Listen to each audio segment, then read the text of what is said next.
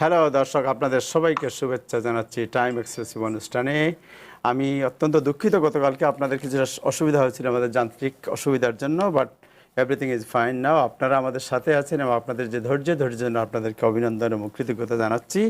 দর্শক, আজকে যে বিষয়গুলো আমরা আলোচনা করব তার মধ্যে আছে আপনার আজকের ব্রেকিং নিউজ হচ্ছে যে হোয়াইট হাউসে একটি ঘটনা ঘটেছে এবং সেই বিষয়ে বিস্তারিত আমরা আলোচনা করব। আমাদের সাথে থাকবেন ইব্রাহিম চৌধুরী খোকন, তিনি বিষয়গুলো বলবেন। আজকে আমরা আলোচনা করব দ্বিতীয় স্টিমুলাসের সুবিধা কী এবং এর অসুবিধা কী। আমরা আলোচনা করব যে আনএমপ্লয়মেন্ট বেনিফিট নিয়ে যারা জালিয়াতি করছে তাদের পরিণতি কি হতে পারে, কী ধরনের কনসিকুয়েন্স তারা ফেস করতে পারেন। সেপ্টেম্বরে স্কুল খুলছে, নিউ ইয়র্কের সব স্কুল। কেমন হবে স্কুল কেমন হবে স্বাস্থ্য সুরক্ষা ও শিক্ষা পদ্ধতি, এই বিষয়টি আজকে ডিটেলস আমরা আলোচনা করব। আর থাকবে নিউজ আপডেট। আমাদের সাথে আজকে যারা অতিথি হিসেবে যোগ দেবেন তাদের মধ্যে আছেন জনাব ওয়াসি চৌধুরী, যিনি ওয়াসি চৌধুরী অ্যাসোসিয়েট এলএলসির প্রধান, আইআরএস অ্যান্ড রুল এজেন্ট। জনাব শেখ আল মামুন, যিনি ম্যাথ শিক্ষক, ইয়ংকার ডিপার্টমেন্ট অফ এডুকেশন এবং ডিরেক্টর, মামুন টিউটোরিয়াল। আমাদের সাথে আছেন জনাব মোহাম্মদ মোশাররফ হোসেন, যিনি শিক্ষক, পিএস 214 ওজন পার্ক এর শিক্ষক। আমাদের সাথে আরও যোগ দেবেন একজন, আজকে আমরা পেয়েছি একজন ইউনাইটেড ফেডারেশন অফ টিচারের লিডার, যিনি ইউনিয়ন লিডার, জনাথন হ্যালারি। তিনি লেমন কলেজের শিক্ষক। তার সাথে আমরা আজকে কথা বলবো স্কুল নিয়ে। এবং আমাদের সাথে আছেন জনাব ইব্রাহিম চৌধুরী খোকন, যিনি প্রথম আলো উত্তর আমেরিকার আবাসিক এডিটর। আমাদের সাথে আছেন জনাব নাজমুল আহসান, যিনি দীর্ঘদিন থেকে টাইম টেলিভিশনে নিয়মিত আপডেট দিয়ে যাচ্ছেন আপনাদেরকে। আমি সমস্ত প্যানেলিস্ট থেকে টাইম টেলিভিশন এবং আমাদের যারা দর্শক, টাইম টেলিভিশনের দর্শক, শ্রোতা, শুভাকাঙ্ক্ষী সবার পক্ষ থেকে অভিনন্দন এবং কৃতজ্ঞতা জানাচ্ছি। দর্শক, আপনারা যারা টেলিভিশনে আমাদের অনুষ্ঠানটি দেখছেন, আপনাদের সবাইকে শুভেচ্ছা জানাচ্ছি। শুভ সন্ধ্যা সবাইকে। যারা ফেসবুকে দেখছেন, আমরা অনুরোধ করব তার অনুষ্ঠানটি সবার সাথে, আপনাদের বন্ধুদের সাথে শেয়ার করে আমাদের কৃতজ্ঞ করবেন। আমরা প্রথমে শুরু করব আজকের দিনের নিউজ আপডেট দিয়ে। নিউজ আপডেট পেশ করবেন জনাব নাজমুল আহসান।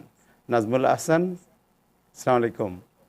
ওয়ালাইকুম আসসালাম। ধন্যবাদ সব প্যানেলিস্টদেরকে এবং আশা করি আপনার দিনটা ভালোই কেটেছে।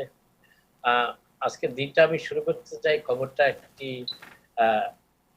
বেশ মোটামুটি আশাব্যঞ্জক খবর। সেটি হচ্ছে যে গবেষণা করে দেখা যাচ্ছে যে করোনার প্রকোপ বোধহয় শেষ হতে চলেছে। ভেরি সিগনিফিকেন্ট একটা খবর আজকের জন্য। সেটি হচ্ছে যে এখন অনেকেই আক্রান্ত হচ্ছেন ঠিকই, কিন্তু সেইভাবে সেটা এখন আর সেই ডেডলি মানে মারাত্মক মরণ ব্যাধি হিসাবে এটাকে এখন আর চিহ্নিত করার সেই অবকাশটি নেই বলেই বিশেষজ্ঞরা গবেষণা করে বলার চেষ্টা করছেন। এবং সেই গবেষণাটি কিন্তু যুক্তরাষ্ট্রে হয়েছে এবং তাতে দেখা যাচ্ছে যে প্রায় 40% করোনা আক্রান্ত ক্ষেত্রে কোনো উপসর্গই নাই। তাদের পজিটিভ চিহ্নিত করা হচ্ছে কিন্তু তাদের কোনো উপসর্গই নাই। অর্থাৎ এই ধরনের এরা আগে ধরে নেওয়া হতো যে এরা সংক্রমণ বৃদ্ধিতে সহায়তা করছে, কিন্তু এখন দেখা যাচ্ছে না, উপসর্গ যাদের নেই তারা তেমন ভাবে সেই সেই মারাত্মক যে করোনা ভাইরাসের সংক্রমণ সেটিতে এখন তারা ভূমিকা রাখছে না। আরেকটি ব্যাপার হচ্ছে যে এই এদের এদের মাধ্যমেই ধরা হচ্ছিল যে ধীরে ধীরে করোনা ছড়াবে, কিন্তু যার ফলে একসময় করোনার বিশেষ কোনো উপসর্গ হয়তো আর থাকবে না। যা দেখা যাচ্ছে যে অনেকে হয়তো আক্রান্ত হবেন কিন্তু কোনো বিশেষভাবে কোনো উপসর্গ থাকবে না। কেউ তেমন ভাবে আমরা যেটা আগে দেখেছি মার্চ মাসের শেষে, এপ্রিলে, মে মাসে যেভাবে মারাত্মক করোনা হয়, মানে একেবারে মৃত্যু অবধারিত, কিন্তু তখনও কিন্তু একটি হিসেব ছিল। ডাক্তাররা সবসময় বলেছেন, বিশেষজ্ঞরা সবচেয়ে বলেছেন যে মৃতের সংখ্যা 20%, যারা আক্রান্ত হয়েছেন তাদের 20%, কিন্তু এখন দেখা যাচ্ছে সেটি আরো অনেক নিচে নেমে এসেছে এবং এটি খুবই একটি আশাব্যঞ্জক খবর। এই জন্যই যে বস্টনের একটি আশ্রয় শিবিরে প্রায় 147 জনের করোনা আক্রান্তের মধ্যে 88% কোনো উপসর্গই ছিল না, অর্থাৎ 100-র বেশি লোকের কোনো উপসর্গই ছিল না, কিন্তু টেস্টে তারা করোনা পজিটিভ চিহ্নিত হয়েছিলেন। এখন এইভাবে নর্থ ক্যারোলাইনা, আরকানসা, ওহাইও এবং ভার্জিনিয়ায় প্রায় 3277 জনের উপরে আক্রান্ত হলো। 96% কোনো উপসর্গহীন ছিলেন এবং এতেই বিজ্ঞানীরা এবং স্বাস্থ্য বিশেষজ্ঞরা মোটামুটি একটা ধারণায় আসার চেষ্টা করছেন। এখনো তারা সেভাবে ঘোষণা দেননি। তাদের ধারণা হচ্ছে যে করোনার প্রকোপটি কমছে, সংক্রমণ বাড়ছে হয়তোবা। এবং আরেকটি আশাব্যঞ্জক খবর আজকে, সেটি হচ্ছে যে গত 2 সপ্তাহের গড়পড়তার হিসেবে দেখা যাচ্ছে যুক্তরাষ্ট্রে করোনার সংক্রমণটা ধীরে ধীরে, খুবই ধীরে হ্রাস পাচ্ছে। এবং এটি একটি খুবই আশাব্যঞ্জক খবর আমাদের সকলের জন্য, বিশেষ করে যারা আমরা খুবই উদ্বিগ্ন ছিলাম যে 96% মানুষ করোনা উপসর্গ হিসেবে চিহ্নিত হবার পরও, পজিটিভ চিহ্নিত হবার পরও তাদের কোনো উপসর্গ দেখা দেয়নি।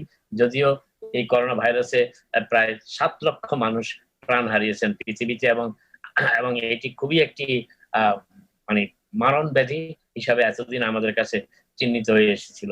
যাক, যেই কথাটি বলতে চেষ্টা করছিলাম যে আমাদের আশাবাদী হওয়ার যথেষ্ট কারণ দেখা দিয়েছে, এবং এই খবরগুলো আজকে একই সাথে ছেপেছে বোস্টন গ্লোব এবং ডেইলি নিউজ।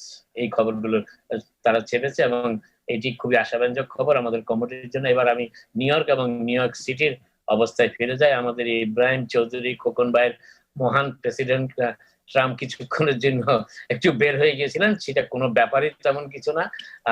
তার সিক্রেট সার্ভিসের লোকজন হঠাৎ করে হোয়াইট হাউসের বাইরে একটু গোলাগুলি শব্দ শুনে তাকে সেখান থেকে সরিয়ে নিয়েছিলেন কয়েক মিনিটের জন্য। তিনি আবার ফিরে এসেছেন প্রেস ব্রিফিং, এবং তিনি সেটা তেমন কোনো ব্যাপার নয়, সিক্রেট সার্ভিস তাদের দায়িত্ব পালন করেছে। তারা আরেকবার ড্রিলে পাশ করলো যে কোনোভাবে বিপদ হলে প্রেসিডেন্টকে তারা কত দ্রুত সরিয়ে নিতে পারে, সেটা দেখালো। এতে ইব্রাহিম চৌধুরী ভাইয়ের মহান প্রেসিডেন্ট মোটামুটি নিরাপদে আছেন, তার উদ্বিগ্ন হওয়ার কোনো কারণ আপাতত নেই। যাই হোক, এবার নিউ ইয়র্ক সিটি এবং স্টেটের তথ্যটা দিয়ে দেই। সেটি হচ্ছে যে নিউ ইয়র্ক সিটির মেয়র 2 দিন ছুটির কাটানোর পর আজকে সাংবাদিক সম্মেলন করেছেন, এবং সাংবাদিক সম্মেলনের মূল বিষয়টি ছিল স্কুল চালু নিয়ে। সেটি একটু পরে আসছি, আগে একটু স্ট্যাটিস্টিক্সটা দিয়ে নেই, যেটি আমাদের অনেকের জন্য খুবই আশাব্যঞ্জক একটি খবর। সেটি হচ্ছে নিউ ইয়র্ক সিটিতে হাসপাতালে ভর্তি হয়ে কোভিড-19 আক্রান্ত হয়ে ভর্তি ছিলেন 53 জন, যেটি লিমিট হচ্ছে 200, এবং ইন্টেনসিভ কেয়ার ইউনিটে ভর্তি ছিলেন 285 জন, যেটি লিমিট হচ্ছে 375। এবং বরাবরের মতোই গত কয়েকদিন মেয়র যে ব্যাপারটিকে খুবই আশাব্যঞ্জক বলে যাচ্ছেন, সেটি হচ্ছে টেস্টিং এর রেজাল্ট, সেটি এখনো 1%, এবং ওইটা খুবই সিগনিফিকেন্ট। এবং এই মেয়র যে তথ্যগুলো আমাদের দেন, সেটি নিউ ইয়র্ক সিটির 11টি পাবলিক হাসপাতাল থেকে পাওয়া।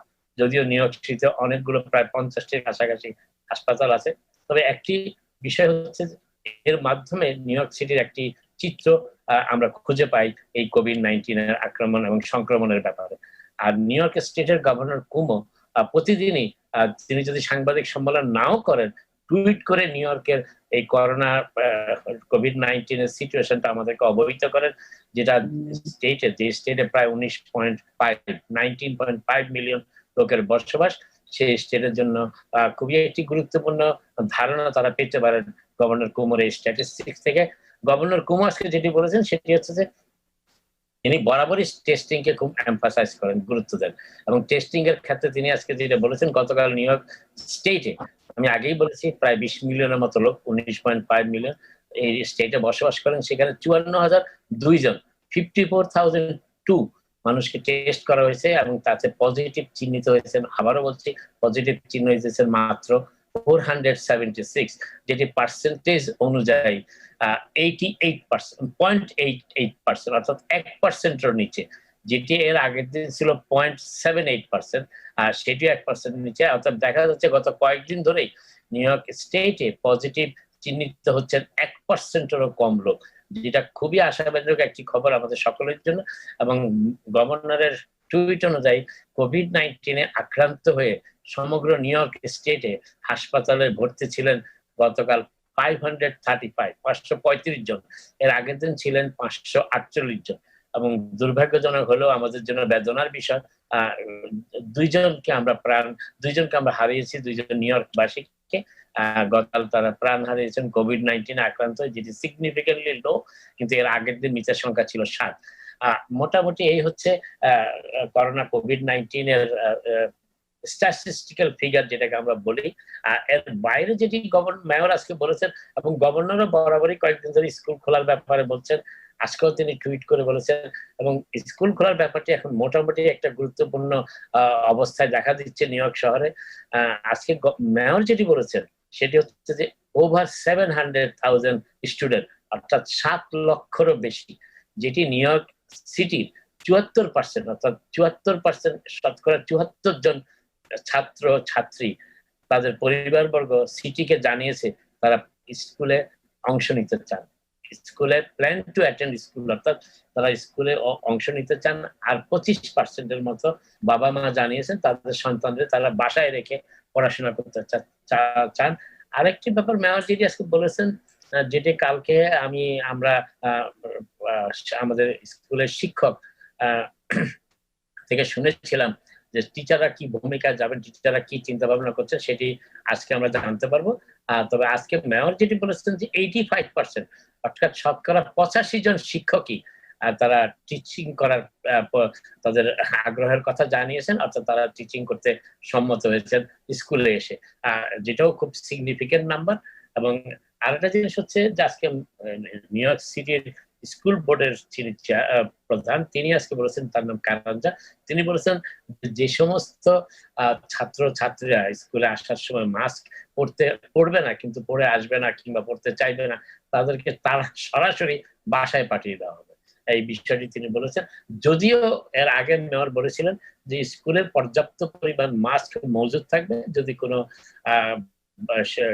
শিশু কিশোর কিংবা স্কুল ছাত্রছাত্রী মাস্ক না নিয়েও আসে বাসা থেকে ভুলবশত, তাদেরকে মাস্ক দেওয়া হবে। কিন্তু আজকে চ্যান্সেলর ক্যারাঞ্জা যেটি বলেছেন সেটি হচ্ছে যে তাদেরকে সরাসরি বাসায় পাঠিয়ে দেওয়া হবে। অর্থাৎ এটা হয়তো যারা রিফিউজ টু মাস্ক, যারা মাস্ক ব্যবহার করতে চাইবেন না, তাদেরকে তিনি মিন করেছেন। আবারও বলছি, আরেকটা জিনিস হচ্ছে যে আজকে কংগ্রেস ওমেন ওকাসিও-কর্টেজ গভর্নরকে একটু আক্রমণ করে কথা বলেছেন, গভর্নরের তীব্র সমালোচনা করেছেন। তিনি বলেছেন যে যেই গভর্নর রেস্টুরেন্ট গুলোর ভিতরে সিটিং অ্যালাউ করছেন না, ভিতরে সিটে বসার জন্য, খেতে বসার জন্য সুযোগ দিচ্ছেন না, তিনি স্কুলে কি করে এত ছাত্রছাত্রীকে আসার অনুমতি দিচ্ছেন? এটা তো আরো বেশি বিপজ্জনক। এবং তিনি ওকাসিও-কর্টেজ আরো বলেছেন যে রেস্টুরেন্ট গুলোতে তো সাবানের ব্যবস্থা আছে, স্কুলের বাথরুম গুলোতে তো সাবানের ব্যবস্থা নেই। অতএব সেখানে গভর্নর কিভাবে এই ধরনের একটি অবিবেচনা প্রসূত সিদ্ধান্ত নিতে যাচ্ছেন, যার ফলে অনেক ছাত্রছাত্রীর জীবনে বিপদ মুক্ত হয়ে পড়বে, বিপদাপন্ন হয়ে পড়বে। এবং যেটি ওকাসিও-কর্টেজের কথায় আরো অনেকেরই মতামত আছে, বিশেষ করে বেশ কিছু প্যারেন্ট এবং ছাত্রছাত্রীও তারা বলছেন যে স্কুলটা এখন তারা নিরাপদ ফিল করছে না। যদিও মেয়র ব্লাজিও বলেছেন আজকে যে 25% মাত্র ছাত্রছাত্রীদের বাবা মা স্কুলে গিয়ে লেখাপড়া করতে চান না। এখন দেখা যাক এই বিতর্কটি কোথায় গিয়ে শেষ হয়। তবে মোটামুটি একটা ভালো বিতর্ক হয়েছে। এবং ওকাসিও-কর্টেজের এই বক্তব্য যে যেখানে রেস্টুরেন্ট গুলোতে 50 জনের বেশি, 50%-এর বেশি মানুষকে সুযোগ দেওয়া হচ্ছে না বসার, এই করোনা প্রকোপ সংক্রমিত হওয়ার আশঙ্কায়, কিন্তু সেখানে স্কুলে কিভাবে এত ছাত্রছাত্রীকে আসার সুযোগ দেওয়া হচ্ছে এবং গভর্নর দিচ্ছেন, এই বিষয়টি মোটামুটি একটি বেশ আলোচনায় চলে আসছে। আরেকটি ব্যাপার যেটা হচ্ছে যে বিষয়টি নিয়ে কথা বলতে চাচ্ছিলাম, যে গতকাল এই খবরটি এসেছে অনেক আছে, সেটি হচ্ছে যে প্রায় 97,000 সমগ্র যুক্তরাষ্ট্রে চিলড্রেন, কিশোর কিশোরী বলা যায়, চিলড্রেন আর শিশুরা এই করোনা ভাইরাসে সংক্রমিত হয়েছে। এবং এটি মোটামুটি উদ্বেগের। এই ধরনের পরিসংখ্যান আমরা আগে কখনো পাইনি। প্রায় 1 লক্ষর কাছাকাছি চিলড্রেন এইটা সংক্রমিত হয়েছিল, এবং যেটি মোটামুটি উদ্বেগজনক। এবং উদ্বেগটা আরো এই কারণে বাড়ছে যে অনেক স্কুল বন্ধ করার ঘোষণা দেওয়া সত্ত্বেও কিছু কিছু স্কুল বোর্ড, কিছু কিছু স্টেট স্কুল চালু হয়েছে এবং কয়েকটি স্টেট চালু হয়েছে, তাতে এই সংক্রমণের সংখ্যা আরো বেড়ে যেতে পারে। এবং অনেকে মনে করছেন যে এটা বাড়লে এই শিশু কিশোর এবং চিলড্রেনদের মাধ্যমেই প্রায় 70% ইনফেকশনও বেড়ে যেতে পারে। মোটামুটি এটি একটি উদ্বেগজনক খবর। আর আজকে নিউ ইয়র্ক সিটিতে যারা বিয়ে করতে চান তাদের জন্য মোটামুটি একটি সুখবর, সেটি হচ্ছে একজন জাজ আজকে রায় দিয়েছেন যে 50 জনের গ্যাদারিং এর যে লিমিট গভর্নর কুমু সেট করেছেন বিয়ের অনুষ্ঠানে, সেটি অসাংবিধানিক এবং সেটি কার্যকর করা যাবে না। অতএব কেউ বিয়ে করতে চাইলে এখন 50 জনের বেশি, অর্থাৎ কোনো ক্যাটারিং হলে যদি তারা বিয়ে করতে চান, সেখানকার ক্যাটারিং হলে অনেক ক্যাটারিং হলে 1000 লোকের সংকুলান, সেখানে 50% অকুপেন্সি, অর্থাৎ 500 লোকের তারা আয়োজন করতে পারবেন। এই বিষয়টি মোটামুটি একটি উল্লেখযোগ্য ডিসিশন। এবং এটি জাজ বিচারক যে কথাটি বলেছেন সেটি হচ্ছে যে এটা তিনি একমত হয়েছেন যারা এই রায়টি বিচারটি চেয়েছেন, তারা বলেছেন যে বিয়ে করতে না দেওয়ার যে ব্যাপারটি গভর্নর করেছেন সেটি যুক্তরাষ্ট্রের সংবিধান সম্মত নয় এবং যার তাদের সাথে একমত হয়েছেন। এর ফলে দেখা যায় মোটামুটি একটি এভিনিউ শুরু হলো বিয়ে করার ক্ষেত্রে।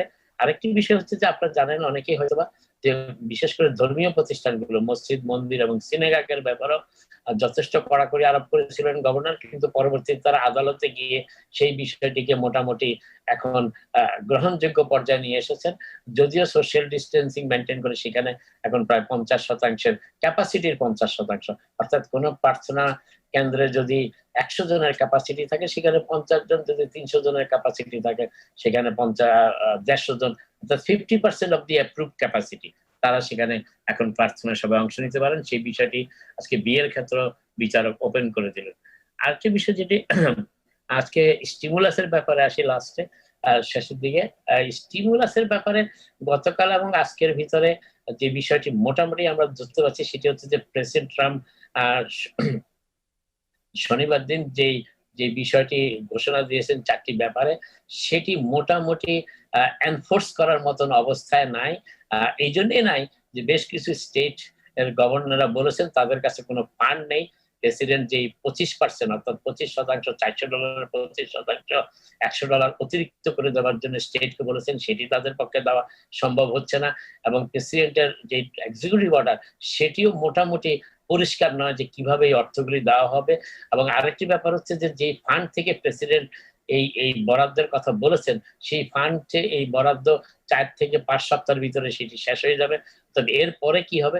তবে মোটামুটি একটি ভালো সংবাদ ঠিক বলা যাবে না, ভালো অবস্থার সৃষ্টি হচ্ছে যে সেটা হচ্ছে যে ন্যান্সি পেলোসি এবং মিনুচেন এবং হোয়াইট হাউসের চিফ অফ স্টাফ এবং চাক শুমার আবার আলোচনায় বসতে রাজি হয়েছেন এবং তারা বলতে চাচ্ছেন যে পূর্ণাঙ্গ বিলের মাধ্যমে এই সমস্যাটির সমাধান করা সম্ভব এবং করা যেতে পারে। তবে এই ব্যাপারে তারা যতই প্রেসিডেন্টের সমালোচনা করুন না কেন, তারা কিন্তু এখনো কেউ মামলার পথে যাননি এবং মামলার হুমকিটা এখন সেভাবে দিচ্ছেন না। যদিও আজকে গভর্নরদের সম্মেলনে গভর্নর কুমোর একটি টুইট থেকে দেখা যাচ্ছে যে মামলার হতেও পারে, তিনি সেটাকে একেবারে উড়িয়ে দেননি মামলার বিষয়টি। তবে আমরা যেটা অপেক্ষা করছি সেটি হচ্ছে যে ন্যান্সি পেলোসি এবং চাক শুমারের সাথে মিনুচেন এবং হোয়াইট হাউসের চিফ অফ স্টাফের আগামী কাল এবং অথবা পরশু দিনের ভিতরে একটি সমঝোতার সম্ভাবনা দেখা দিচ্ছে, কারণ দুই পক্ষই কিছুটা ছাড় দেওয়ার মানসিকতায় চলে এসেছে। অথবা এর ফলে যে কেউই আর এখন আমেরিকান, তারা দুই পক্ষই বুঝতে পেরেছেন যে রাজনীতিটা দুই পক্ষের জন্যই ক্ষতিকর হতে পারে, সেই জন্য দুই পক্ষই মোটামুটি কাছাকাছি আসার চেষ্টা করছেন এবং আশা করা যায় যে আগামী দিন কয়েকের ভিতরে হয়তো একটি পূর্ণাঙ্গ বিলই হয়তো আমরা পেয়ে যাব। তবে সবকিছু নির্ভর করছে এই 4 ব্যক্তির উপরে এখন মোটামুটি। আর আরেকটি জিনিস হচ্ছে যে কথাটি আজকে বলার চেষ্টা করছিলাম একটি ইমিগ্রেশনের ব্যাপারে, খুবই একটু উদ্বেগজনক খবর আছে যেটি আগে কখনো আমরা শুনিনি। সেটি হচ্ছে যে প্রেসিডেন্ট ট্রাম্প একটি নতুন এক্সিকিউটিভ অর্ডার জারি করার চিন্তা ভাবনা করছেন, যেটি নিউ ইয়র্ক টাইমস খবরটি ব্রেক করেছে। সেটি হচ্ছে যে বর্ডারে আসলে কোনো আমেরিকান সিটিজেন কিংবা লিগ্যাল পার্মানেন্ট রেসিডেন্টকে যদি বর্ডার কর্তৃপক্ষ যিনি অফিসার মনে করেন যিনি কোভিড-19 ক্যারি করছেন কিংবা কোভিড-19 ছড়াতে পারেন আমেরিকায় প্রবেশ করে, তাকেও তিনি প্রবেশাধিকার যুক্তরাষ্ট্রে না দিতে পারেন, এই ধরনের একটি এক্সিকিউটিভ অর্ডার জারির চিন্তা ভাবনা চলছে। এবং হোয়াইট হাউসের পক্ষ থেকে বিভিন্ন বর্ডার ফোর্স এবং হোমল্যান্ড সিকিউরিটি অফিসারদেরকে তাদের মতামত জানাতে বলা হয়েছে বলে নিউ ইয়র্ক টাইমস উল্লেখ করেছে। তবে যুক্তরাষ্ট্রে এই প্রথম যুক্তরাষ্ট্রের বিধান অনুযায়ী কোন নাগরিকের প্রবেশ বন্ধ করতে পারে না। যুক্তরাষ্ট্র নাগরিককে অবশ্যই তাদের যুক্তরাষ্ট্রে প্রবেশ করার অনুমতি আছে, তাদের কখনো বাধা দেওয়া যায় না।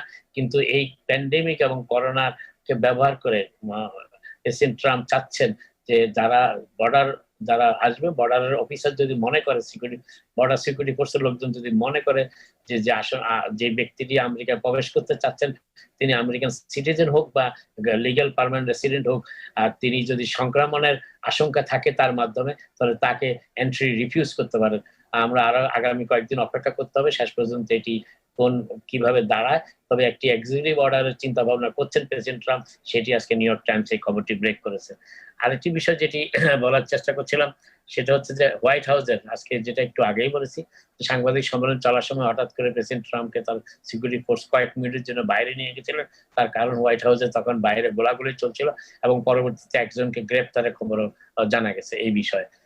আরেকটি জিনিস আমরা যে বলার চেষ্টা করছি কয়েকদিন ধরে, সেটি হচ্ছে যে নিউ ইয়র্ক সিটির আইন শৃঙ্খলা পরিস্থিতি এবং পুলিশের নির্বিকার ভূমিকা।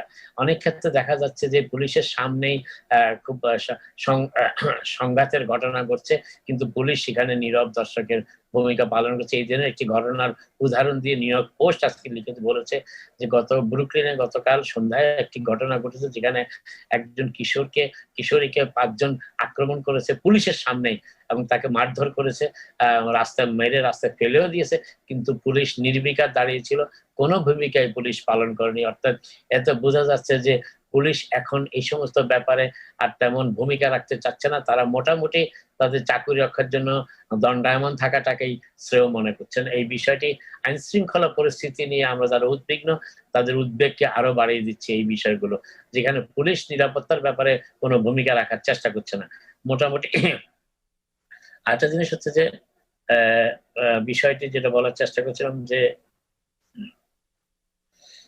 হোয়াইট হাউসের যে ভূমিকা, সেই ব্যাপারে মোটামুটি একটা নমনীয় মনোভাব ডেমোক্রেটরা অনুভব করছেন এবং তার ফলে শেষ পর্যন্ত আমরা আশা করছি সবাই যে স্টিমুলাস প্যাকেজটি হয়তো পুনরায় পাস হবে। তবে যেটি রিপাবলিকানরা প্রস্তাব করেছেন হিরোজ অ্যাক্ট, সেটিও নয়, যেটি ডেমোক্রেটরা প্রস্তাব করেছেন হিলিং অ্যাক্ট এবং হিরোজ অ্যাক্ট, দুইটার কোনোটাই না, দুইটার মিশ্রণে আরেকটি বিল হয়তো আমরা দেখতে পারবো। আপাতত আপনাদের সকলের সাথে ধন্যবাদ। নাজমুল হাসান আপনাকে। দর্শক, আমরা আজকে যে বিষয়টি আলোচনা করব তার মধ্যে অন্যতম হচ্ছে যে স্টিমুলাস প্যাকেজ, এবং এই বিষয়ে আলোচনা করবেন ওয়াসির চৌধুরী। আমরা জাস্ট একটু ব্রিফলি জানতে চেষ্টা করবো আজকে হোয়াইট হাউসের ঘটনা। জনাব ইব্রাহিম সিদ্দিক খোকন আমাদের সাথে আছেন। ইব্রাহিম সিদ্দিক খোকন, হোয়াইট হাউসে আজকে কি ঘটেছিল এক্স্যাক্টলি, জাস্ট ব্রিফলি যদি আপনি বলেন। ধন্যবাদ। আমি ওই আরেকটি কথা বলে দীর্ঘ করতেছি না। আমি সবাইকে ধন্যবাদ জানাচ্ছি এবং যারা প্রেসিডেন্ট ট্রাম্পের নাম শুনে গাত্রদাহ হয় তারাও খুশি হবেন যে আমাদের প্রেসিডেন্ট, গ্রেট কান্ট্রির great president, he is secure today. আজকে নাটকীয় ঘটনা যেটা ঘটলো, যে আমরা লাইভ দেখছিলাম, সম্ভবত যারা সংবাদকর্মী আপনারা, আমরা সবাই এটা খুব আকর্ষণের সাথে দেখি। হঠাৎ করে সিক্রেট সার্ভিসের লোক একজন আসলেন লাইভ ক্যামেরার সামনে, এসে বললো স্টেপ আউটসাইড। তখন আমি নিজেও ভয় পেয়ে গেছি যে এরকম একজন স্টেপ আউটসাইড বলতেছে এটা লাইভ ক্যামেরাতে। তখন প্রেসিডেন্টকেও কয়েক সেকেন্ডের জন্য বেশ দ্বিধাগ্রস্ত মনে হয়েছে। তখন সাথে সাথে আবার আরেকটা শব্দ হলো, তখন দেখলাম প্রেসিডেন্ট বাইরে চলে যাচ্ছেন। কয়েক মিনিট পরে তিনি এসে যেটা নাজমুল ভাই বললেন এইটাই, যে তিনি বললেন যে বাইরে একটা শুটিং এর ঘটনা ঘটেছে, এবং পরে আমরা জানতে পারলাম যে বাইরে সিক্রেট সার্ভিস লোকজন একজনকে শুট ডাউন করেছে এবং উনি হাসপাতালে আছেন। এর বেশি বিস্তারিত আর কিছু জানা যায় নাই। প্রেসিডেন্ট ট্রাম্প আবার সিক্রেট সার্ভিসের লোকজনকে ধন্যবাদ জানালেন, এবং আমরাও ধন্যবাদ জানাই যে আমাদের এই মহান দেশের মহান প্রেসিডেন্ট নিরাপদ আছেন। বাট যেটা শেষ মুহূর্তে প্রেসিডেন্ট বললেন যে তিনি বাংকারে যেতে হয় না এবার। আপনি জানেন যে এই সাম্প্রতিক নাগরিক আন্দোলনের সময় একদিন প্রেসিডেন্ট ডোনাল্ড ট্রাম্পকে বাংকারে যেতে হয়েছিল। প্রেসিডেন্ট আজকে নিজেই বলেছেন যে thanks god I didn't have to go to bunker. তিনি বাংকারে যান নাই। তখন একজন সাংবাদিক প্রশ্ন করলেন যে আপনি কি কাঁপছিলেন? তখন উত্তরে প্রেসিডেন্ট পাল্টা প্রশ্ন করলেন যে তোমার কি দেখে মনে হলো যে আমি কাঁপছিলাম? আসলে এইটাই, তবে এটা একটা ঐতিহাসিক ঘটনা। প্রেসিডেন্ট ট্রাম্পকে প্রেস ব্রিফিং থেকে সিক্রেট সার্ভিস নিয়ে গেছে, আজকে আমরা প্রত্যক্ষ করলাম। এবং আমরা এমন একটা দেশে বাস করি যেখানে প্রেসিডেন্টের ভবনের কাছেই আমরা প্রতিবাদ করতে পারি, মানুষের সমাগম হয়। আমরা এমনও দেশ থেকে আসছি, বা আমাদের আশেপাশে এমন দেশ আছে যে যেখানে প্রেসিডেন্ট বা প্রধানমন্ত্রী থাকেন, তার ত্রিসীমানা আপনি যেতে পারবেন না। সো আমরা আমাদের মহান প্রেসিডেন্টকে যারা আজকে সেভ করেছে, তাদের তৎপরতা হয়েছে, তাদেরকে ধন্যবাদ জানাচ্ছি। এবং আমি আসলে আরেক জায়গায় যাচ্ছিলাম, তাহের আমাকে সুযোগ দেওয়ার জন্য নাজমুল ভাই এবং ওয়াসির চৌধুরী, আজকে যারা সবার কাছে বিনীতভাবে আমি একটু বিদায় নিয়ে নিচ্ছি। আপনাদের ধন্যবাদ। Thank you. ধন্যবাদ। Thank you. আপনার খুশিতে আমরা আপ্লুত যে আপনার মহান প্রেসিডেন্টকে আপনি অক্ষত পেয়েছেন। Thank you so much. দর্শক, আমরা এরপরেই যাব আমাদের স্টিমুলাস নিয়ে আলোচনা, এবং শিক্ষকরা কয়েকজন আছেন, এবং জনাথন হালাবি উনি আমাদের সাথে যোগ দিয়েছেন। Welcome mister Jonathan Halabi to join with us. We are coming back within a minute. We are going to a short break and then will come back and will discuss about all the issue. দর্শক, আমরা একটা ছোট্ট বিরতিতে যাচ্ছি, বিরতির পরেই ফিরবো, আমাদের সাথেই থাকুন।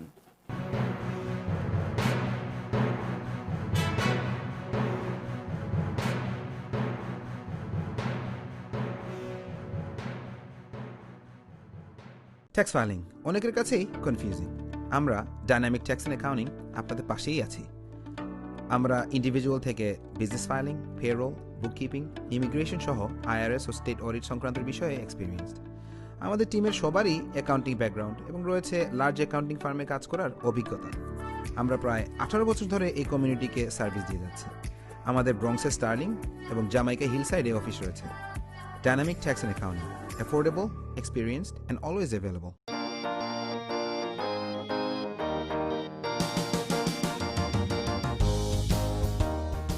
Dr. Kamal, MBBS.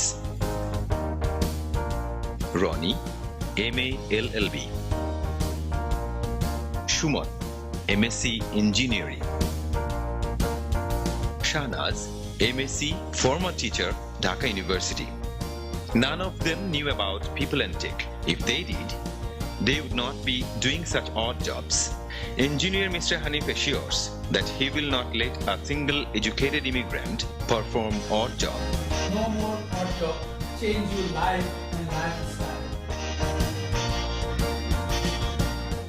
দেশে টাকা পাঠানো জরুরি, ব্যাংক বন্ধ, আর নয় অপেক্ষা। 24 ঘন্টা মানি ট্রান্সফার সেবা নিয়ে এলো সেন্ডওয়েভ। আকর্ষণীয় এক্সচেঞ্জ রেটে কোনো ফি ছাড়াই ঘরে বসে যে কোনো সময় নিরাপদে আমেরিকা, ইউকে ও ইউরোপ থেকে টাকা পাঠান বাংলাদেশে। সেন্ডওয়েভ মুহূর্তেই পৌঁছে দেবে আপনার প্রিয়জনের বিকাশ অ্যাকাউন্টে। ডাউনলোড করুন সেন্ডওয়েভ অ্যাপ আর লগ অন করে প্রিয়জনের কাছে নির্ঝঞ্ঝাট টাকা পাঠান যখন প্রয়োজন তখন।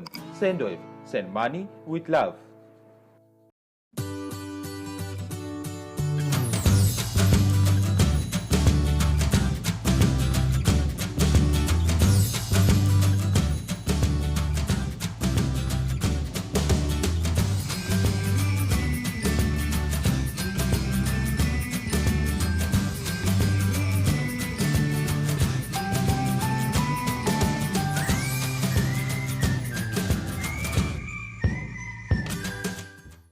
পরিবার নিয়ে সুন্দর পরিবেশে ঐতিহ্যবাহী বাংলাদেশি খাবার উপভোগ করতে আজই চলে আসুন সুলতানস ডাইনে।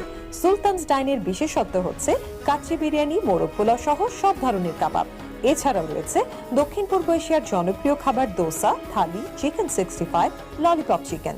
প্রতি বৃহস্পতিবার রয়েছে বিয়েবাড়ির ঐতিহ্যবাহী স্পেশাল মেনু, বিয়েবাড়ির কাচ্চি, রোস্ট পোলাও, জালি কাবাব, শামী কাবাব, পোহানি, জর্দা ফিরনি সহ মুখরোচক সব খাবার। আমাদের রয়েছে যে কোনো অনুষ্ঠানের জন্য কেটারিং ও ফ্রি ডেলিভারির সুবিধা। রাজার মতো খেতে চাইলে আসুন সুলতানস ডাইনে। সুলতানস ডাইন, 11023 Jamaica Avenue, Richmond Hill, New York 11418.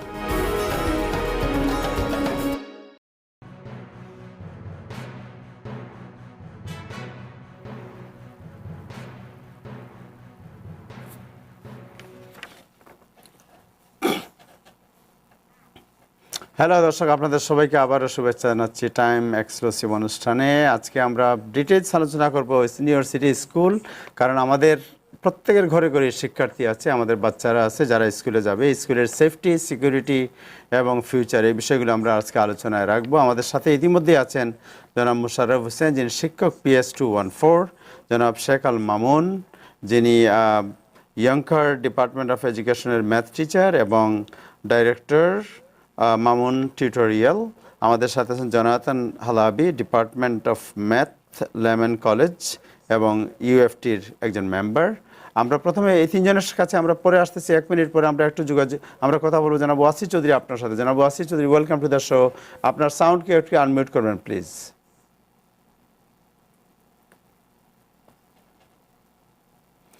Wasi Chowdhury, আমরা জানতে চাই যে স্টিমুলাস প্যাকেজের একটু বলবেন আপনি যে হোয়াট ইজ স্টিমুলাস প্যাকেজ, এই যে বর্তমান যেটা আছে সুবিধা এবং অসুবিধা কি?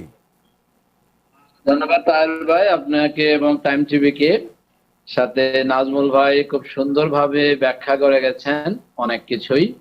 আর প্যানেলিস্ট যারা আছেন তাদেরকে ধন্যবাদ। যে কথা এখানে অনেক কিছুই আছে, যেটার মধ্যে প্রথমে বলতে গেলে প্রেসিডেন্ট ট্রাম্প যে যে উনি যে অর্ডার দিয়েছেন, এই ক্ষেত্রে এটার রিজন আছে কয়েকটা। কারণ ডেমোক্র্যাট এবং রিপাবলিকানের তাদের ভিউ দুইটা। ডেমোক্র্যাট তাদের প্ল্যান হচ্ছে যে আনডকুমেন্টেড তাদেরকে সমানভাবে সবকিছু দেওয়া, এবং এই ক্ষেত্রে স্টেটকে বেল আউট করা, প্রত্যেকটা স্টেটকে। এবং তাদের এই বিলের মধ্যে তারা আনতে চাচ্ছেন যে এখানে যাতে voter registration mail in vote এবং যেখানে সিগনেচার নেসেসারি না, এই জিনিসগুলোর কারণে প্রেসিডেন্ট ট্রাম্প এটাকে এবং রিপাবলিকান পার্টি কোনোভাবে এই কয়েকটা জিনিস মানতে পারছেন না। যে কারণে আজকে গতকালকে যে উনি অর্ডার দিচ্ছেন, এক্সিকিউটিভ অর্ডার, সেই ক্ষেত্রে আপাতত দৃষ্টিতে যে সবারই বেনিফিট হচ্ছে, যে এখন যে বন্ধ আছে তার চেয়ে যদি কিছু সবাই পায়, নাথিং রং আমার মনে হয় যেটা। এবং যদি আবার দুই পক্ষ যদি এগ্রিমেন্টে আসতে পারে, তাহলে দেশের জন্য, যে দেশের সিটিজেনদের জন্য যা মঙ্গল হবে, যাতে ভোটার এবং আমরা অনেক কিছু যেটা দেখি যে রুলস এন্ড রেগুলেশন যদি আমরা মানতে কারো অবস্থায় হচ্ছে এরকম যে কেউ রুলস মানতে রাজি না। এখন দেশের সেফটি রিজনে অনেক কিছুই প্রেসিডেন্টকে চিন্তা করতে হয়। তো ওই হিসাবে আমার মনে হয় যে প্রেসিডেন্ট যেই এক্সিকিউটিভ অর্ডার দিচ্ছেন, যদি এটার উপরে কোনো ভেটো না, এটার উপরে কোনো কোর্টে না গিয়ে যদি এটাকে কন্টিনিউ করা হয় আনটিল যে কোনো এগ্রিমেন্ট বাই বোথ পার্টি, তো আমার মনে হয় এই জিনিসটা সুবিধা হবে সবার জন্যই। আপনি যে কথাগুলো বললেন, আমি আপনার কাছে আবার আসবো আমরা, যে এই যে স্টিমুলাস প্যাকেজ, এটার সুবিধা কি অসুবিধা কি, এবং আপনি আরেকটা জিনিস জানেন যে আমাদের কমিউনিটিতে প্রায় হচ্ছে যে আনএমপ্লয়মেন্টের জালিয়াতি হচ্ছে, এবং জালিয়াতির পরিণতি কি, এর কনসিকুয়েন্স কি, এটা আপনার সাথে 1 মিনিট পরে আমরা আলোচনা করব। আমরা যাচ্ছি জনাব Mosharraf Hossain, PS 214, and then I'm coming to Mr. Jonathan. Mr. Mosharraf Hossain, আপনি জানেন যে আপনার সাউন্ড আনমিউট করতে হবে। আপনি জানেন যে স্কুল খুলছে এবং স্কুলে নতুন নিয়মে স্কুলে এবার শিক্ষার্থীদের শিক্ষা নিতে হবে। আপনি তো স্কুলের টিচার, আপনাদের কাছে কি ধরনের নির্দেশনা এসেছে? জি, সম্মানিত দর্শক মন্ডলী, আসসালামু আলাইকুম ওয়া রাহমাতুল্লাহি ওয়া বারাকাতুহু। আসলে new York city public school শুরু হতে যাচ্ছে, এটা আমাদের জন্য আনন্দের বিষয়। সেটা হচ্ছে যে মেয়রের পক্ষ থেকে আমরা প্রতিনিয়তই ব্রিফিং শুনে থাকি এবং গভর্নরও সেভাবে কথা বলেন। তো এছাড়াও আমাদের কাছে যে নির্দেশনাগুলো আসছে নিয়মিতভাবে, আমাদের অ্যাডমিনিস্ট্রেটর যারা আছেন, প্রিন্সিপাল, অ্যাসিস্ট্যান্ট প্রিন্সিপাল, ওনারা আমাদের সাথে কমিউনিকেশন রাখছেন। যখন যে নিউজ আসছে চ্যান্সেলরের পক্ষ থেকে, মেয়রের পক্ষ থেকে, সেগুলোকে তারা কম্পাইল করে আবার নীতিগতভাবে কি সিদ্ধান্ত তারা নিলেন ইউএফটির মাধ্যমে, সেগুলো কনফার্ম করে তারা আমাদেরকে আবার রিলে করছেন। তো এই পর্যন্ত আমাদের কাছে যে নিউজগুলো আসছে সেটা হচ্ছে যে New York City board of education শিউলি আগামী ফলে স্টার্ট হচ্ছে, এতে কোনো সন্দেহ নেই। এবং টিচার যারা আছেন, এক ভাই আমাদের আগে কথা বলে গেলেন যে 80% টিচাররা কাজ করতে রাজি হয়েছেন। অ্যাকচুয়ালি 80% নয়, 100% টিচারই কাজ করবেন। তো সেখানে 20% টিচার তারা অল্টারনেটিভ অ্যাকোমোডেশন চেয়েছেন, যারা হেলথের দিক থেকে কিছুটা রিস্কে আছেন, যারা মনে করছেন যে ইজিলি তারা এফেক্টেড হয়ে যেতে পারেন, তাদেরকে বোর্ড অফ এডুকেশনের পক্ষ থেকে একটা অপশন দেওয়া হয়েছে যে ওনারা ইচ্ছা করলে 100% অনলাইন টিচিং করতে পারবেন। তো সেক্ষেত্রে অ্যাকর্ডিং টু মেয়রস ইনফরমেশন টুডে, যে 51% টিচার অ্যাপ্লাই করেছেন অ্যাকোমোডেশনের জন্য, তার মধ্যে থেকে 20%কে এই পর্যন্ত তারা অ্যাপ্রুভ করেছেন। তো এগুলো বাকিগুলো থেকে হয়তো আরো অ্যাপ্রুভ করতে পারেন। তো 20% as of now 20% teacher are granted to stay at home and do the 100% online. এছাড়া 80% টিচার তারা ফিজিক্যালি স্কুলে আসবেন এবং সেখানে বাচ্চাদেরকে শিক্ষাদান করবেন। তো সেই ক্ষেত্রে যেটা হয়েছে, আমরা ব্লেন্ডেড লার্নিং মেথডোলজি ইউজ করবো বর্তমানে বাচ্চারা যখন আসবে। আপনারা জানেন যে প্যারেন্টসের সার্ভে থেকে দেখা যাচ্ছে 26% প্যারেন্টস চুজ করছেন তারা তাদের বাচ্চাদেরকে বাসায় রাখতে চান। On the other hand 74% parents choose করছেন যে তারা বাচ্চাদেরকে স্কুলে পাঠাতে চান। তো এই 74% স্টুডেন্ট যারা আসবে তাদেরকে আমরা আবার ডিভাইড করবো। ব্লেন্ডেড লার্নিং এর স্টাইলটা হচ্ছে যে সেখান থেকে প্রতি অল্টারনেট হবে বাচ্চাদের ইয়েগুলো ক্লাসগুলো। সাপোজ ধরুন একটা ক্লাসে 20 জন বাচ্চা আছে, স্টুডেন্ট আছে, 20 জন থেকে 10 জনকে একদিন আনা হবে, মানডে আনা হবে, আর বাকি 10 জনকে আনা হবে নেক্সট ডেতে, অল্টারনেট করা হবে। এতে করে সোশ্যাল ডিস্টেন্স মেনটেন করতে ইজি হবে, এবং every teacher will have only 9 students, per teacher will have 9 students. এটা আমাদের জানা দরকার, প্যারেন্টসরা যারা আছি তারা হয়তো এটা জানেন না আপনারা, যে প্যারেন্টসদের জন্য চিন্তার কোনোই কারণ নেই। বোর্ড অফ এডুকেশন সর্বাত্মক প্রস্তুতি নিচ্ছে যাতে করে বাচ্চারা কোনো ক্রমেই কন্টামিনেটেড না হয়, কোনো ক্রমেই এফেক্টেড না হয়। এবং আরেকটা জিনিস আমার একটু উল্লেখ করা দরকার, সেটা হচ্ছে ওয়াকাসিওর ব্যাপারে এক ভাই বলে গেলেন যে তিনি চ্যালেঞ্জ করেছেন, কোশ্চেন করেছেন যে রেস্টুরেন্ট গুলো খুলতে দেওয়া হচ্ছে না, অথচ স্কুল খুলে যাচ্ছে, এবং স্কুলের বাথরুম গুলোতে সাবানের ব্যবস্থা নেই। এটা আসলে আমার একটু হাসি পেল আর কি। আসলে স্কুল সাবানের ব্যবস্থা নেই, কথাটা শুনতে কেমন মনে হয়? অ্যাকচুয়ালি স্কুলে হাইজিনিক দিক থেকে হাইয়েস্ট লেভেলে আমরা এগুলো মেনটেন করি। We are professionals, our first responsibility হচ্ছে maintaining health, as safety and security is the first priority as a teacher. We have taken the oath to make sure that we secure our children first. If anything comes for the life, that is the first thing. We protect their life first. এই জন্য আপনারা দেখেছেন অতীতে যেটা হয়েছে, বিভিন্ন জায়গায় যখন শুটিং হয়েছে বা বিভিন্ন স্টেটগুলোতে, টিচাররা কি করেছেন, বাচ্চাদেরকে প্রথম সেফগার্ড করার চেষ্টা করেছেন, নিজেদের জানকে রিস্কে রেখে বাচ্চাদেরকে সেভ করেছেন। This is one of the oath we take to make sure that we bring ourselves to the front to protect our children's life.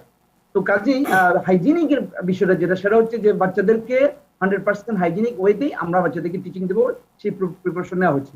তো যেটা বলছিলাম সেটা হচ্ছে তো 20% টিচার ঘর থেকে কাজ করবেন, আর 80% তারা সরাসরি স্কুলে এসে কাজ করবেন, এবং তাদের থেকে ব্লেন্ডেড লার্নিং মেথডোলজি ইউজ করা হবে। এই জিনিসটা আমাদের প্যারেন্টসদের জানা দরকার। আর সেক্ষেত্রে জি ইন্টারাপশন হচ্ছে মনে হয়, শুনতে পাচ্ছেন না? জি শুনতে পাচ্ছি, হ্যাঁ জি। তো 20% ব্লেন্ডেড লার্নিং যেটা হবে সেটা হচ্ছে টেকনোলজি ইউজ করা হবে। ইভেন অন ক্লাসে যখন ফিজিক্যালি স্টুডেন্ট প্রেজেন্ট থাকবে, সেখানেও স্টুডেন্টদেরকে ডিভাইড করা হবে। এক গ্রুপ টিচারের সাথে সরাসরি কাজ করবে, আরেক গ্রুপ তারা কম্পিউটার ইউজ করবে। ব্লেন্ডেড লার্নিং মেথডোলজির ক্ষেত্রে এই একটা প্রযুক্তি ইউজ করা হবে, এবং অনলাইন ক্লাসগুলোতে দেওয়া হবেই, এগুলো থাকবে আর কি। এবং বিশেষ করে মাস্ক ব্যবহার করতে বাধ্যতামূলক, তারা 100% এনশিওর করবে যে every student use the mask, teacher uses mask, এবং চেক পয়েন্ট থাকবে। আমাদেরকে ইনস্ট্রাকশন দেওয়া হচ্ছে যে এভরি সিঙ্গেল ডে স্টুডেন্টরা যখন আসবে তাদেরকে চেক করে, টেম্পারেচার চেক করে তাদেরকে এন্টার করা হবে, এবং প্রত্যেকেই সিকিউর ফিল করার পরে তাদেরকে স্কুলে আসতে দেওয়া হবে। তো মাস্ক ম্যান্ডেটরি থাকবে তাদের জন্য, এবং হাইজিনিক মেটেরিয়াল যেগুলো আছে, হ্যান্ড স্যানিটাইজার থেকে শুরু করে বোর্ড অফ এডুকেশন এগুলো সাপ্লাই দিবে। যদি কোনো প্যারেন্টস সেগুলো নিজ থেকে না করেন, তাহলে বোর্ড অফ এডুকেশন সেগুলোকে সাপ্লাই দিবে। এবং এই জন্য আমাদের ইউএফটি অলরেডি স্পেশালি স্ট্রংলি কংগ্রেসের কাছে দাবি করছেন একটা বাজেটের জন্য, যে স্কুল ইয়ারে আরো স্ট্রং বাজেট লাগবে আমাদের, যেহেতু এক্সট্রা কস্ট চলে আসতেছে। তো সেটা এখন অ্যাপ্রুভ হয়নি, আশা করছি আমরা ইনশাআল্লাহ অ্যাপ্রুভ হবে। আচ্ছা, তো এরপর আরো যেটা সেটা হচ্ছে যেটা বলতে চাচ্ছিলাম সেটা হচ্ছে যে স্কুল ভার্সেস রেস্টুরেন্ট যেটা বলছিলাম আর কি, সেই ব্যাপারটা আমি একটু অ্যাড্রেস করতে চাচ্ছি। যে রেস্টুরেন্ট খুলতে দেওয়া হচ্ছে, স্কুল কিভাবে খুলতে দেওয়া হবে?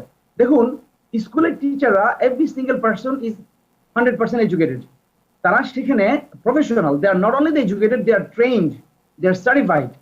টিচারদেরকে সার্টিফিকেশন নিয়েই বোর্ড অফ এডুকেশন টিচিং করতে হয়, লাইসেন্স নিয়ে তাদেরকে করতে হয়। তো সেখানে একজন ট্রেন প্রফেশনাল পার্সন, আর রেস্টুরেন্টে আমরা সবাই যাচ্ছি, সেখানে আমরা মিঙ্গলিং করছি, সোশ্যালি কথাবার্তা বলছি। আমাদের মধ্যে থেকে কেউ আলহামদুলিল্লাহ অনেকেই হাইলি কোয়ালিফাইড, অনেকে normal qualified, but we all try our best. I am not trying to underestimate anybody, but in terms of education, in terms of teachers interaction, we are all very aware.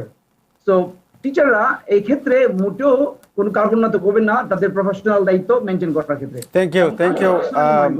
Thank you জনাব মুশাররফ হোসেন। আপনার কাছে আবার আসবো আমরা। আমি যাচ্ছি, we are talking Jonathan Halabi, who is a leader of the UFT. Mr. Halabi, what do you think about the decision of the mayor and the governor to open the school, and they are encouraging the student and the guardian, the parents, to send their kids to the school? What is your opinion as a leader of United Federation of Teachers? Thank you very much for having me, and good evening. I am a high school teacher at the High School of American Studies at Lehman College, and I'm the head of the union in my school, not for the city. I heard the governor's announcement, and I understood that the governor was saying that districts can open their schools, but it's up to them, and they need to make decisions, and they need to talk to people. It did not sound like a leader to me. It sounded like he was giving the decision to other people, and the responsibility for what happens and the consequences to the different towns and cities across New York State.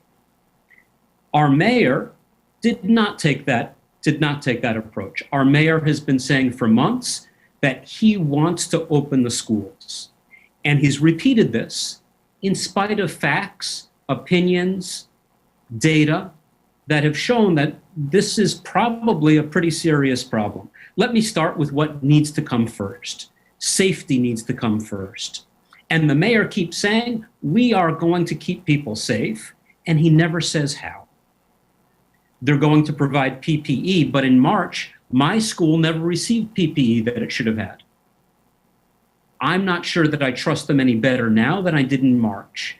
Even now, their plan is to have 1 month's supply on hand, and that idea of 1 month's supply, they haven't measured in a way that I believe that experts agree with. There's a problem with that. Another very important thing for safety, and we are concerned, I only speak English. I'm sorry, I didn't understand your remarks. No, that's but fine. Our concern is the safety of our students and the safety of our colleagues and of ourselves. And I believe that one of the biggest problems, because this virus is airborne, is with ventilation. School buildings around the city have inadequate ventilation, and they tell us that they are repairing that ventilation now. Except I don't know anybody in any school where those repairs are being done. I know schools where the air conditioning is broken. I know schools where windows don't open, or where there are rooms on the interior without any windows. I am very concerned that they're saying they're going to take care of safety, and then saying somebody else is going to do it, and that's not happening. So I'm very concerned with the safety aspect. Thank you, Mr. Jannath. Yes, go ahead. If I could, one more, and I won't go on long. Even bigger around the safety is the planning aspect, because they don't have a plan to bring students into the building safely. They don't have a plan to move the classes around safely. And they don't have a plan that makes sense for me to teach. If I taught the 9 of us today and 9 different people tomorrow and 9 different people, how is there any continuity in education? How am I picking the math lesson? You all see different lessons or some remote. None of this makes sense. All of this is the mayor saying, we are opening. Teachers, you figure out what to do. I don't have a clue. And when we have a disaster in September, they're going to try to blame us and our principals in the schools, not the people who have made this very poor decision. Thank you so much. Thank you, Janathan. Thank you so much, Janathan Halabi. Thank you so much for your remarks and for your observation. আমি যাচ্ছি আমাদের আরেকজন শিক্ষক জনাব শেখাল মামুন, যিনি মামুন টিউটরের প্রধান এবং math teacher, Yonkers department of education. জনাব শেখাল মামুন, জনাথন যেটা বললেন এই বিষয়ে আপনার হোয়াট ইজ ইয়োর কমেন্ট? আপনার কমেন্ট কি? Thank you, Tahir Bhai. I completely agree with Professor Jonathan Halabi. He is very expert in different field. He has a very deep understanding about how the school, operates in the New York City. Mamun ভাই একটু বাংলায় বললে ভালো হয়, আমাদের ভিউয়াররা বুঝতে সুবিধা হবে। As Governor Cuomo and our mayor is trying to push it, but we have no plan. They have no plan how they can open it. And you know that New York City is overcrowded. Each class doesn't have 20 kids. Each class has 35 to 36 kids. Even if you bring half of that, right? I don't know how you're going to line them up, how you're going to put them in the classroom. Mamun ভাই বাংলায় বলেন, বাংলায় বললে সুবিধা আপনার ভিউয়ারদের জন্য। জি sure. আমি যেটা বলতে চাচ্ছিলাম, হ্যাঁ, আমি প্রফেসর জনাথন হালাবি, সে একজন আমেরিকান স্টাডিজ এট লিমান কলেজের টিচার, এবং তার সঙ্গে আমি সম্পূর্ণভাবে একমত যে কুমো এবং আমাদের mayor they are trying to open it, কিন্তু তারা কিভাবে যে ওপেন করবে এটার কোনো প্রকারের প্ল্যান হয়নি। আজকে আগস্টের 10 তারিখ, আমাদের আর 20 দিনের সময় নেই। We didn't have any plan. The city teachers union have no communication. They did not have any conference. They said they're going to start having conference in next week or so, but city is not open. আপনি হয়তো দেখবেন যে Chicago, LA, San Diego, Miami, Philadelphia, those are the biggest in the country. তারা তারা কিন্তু সব completely অনলাইনে চলে গেছে। আমরা যদি আমাদের দেশের বাইরেও যাই, আপনি চিন্তা করেন Israel is one of the very good country, এবং তারা মিডল স্কুল এবং হাই স্কুল ওপেন করার পরে তারা কিন্তু বিপদে পড়ে গেছে। They had to shut down their school systems. So আমরা যেটা দেখতেছি is gonna be huge disaster coming up. There is no planning, and hand স্যানিটাইজারের কথা বলতেছেন, পিপি কথা বলতেছেন, টেম্পারেচার চেকিং এর কথা বলছেন। There is nothing is taking place right now. If you go to the boys or girls bathroom in New York City High School, you will not find any soap in there. There's no hand sanitizer. There's nothing.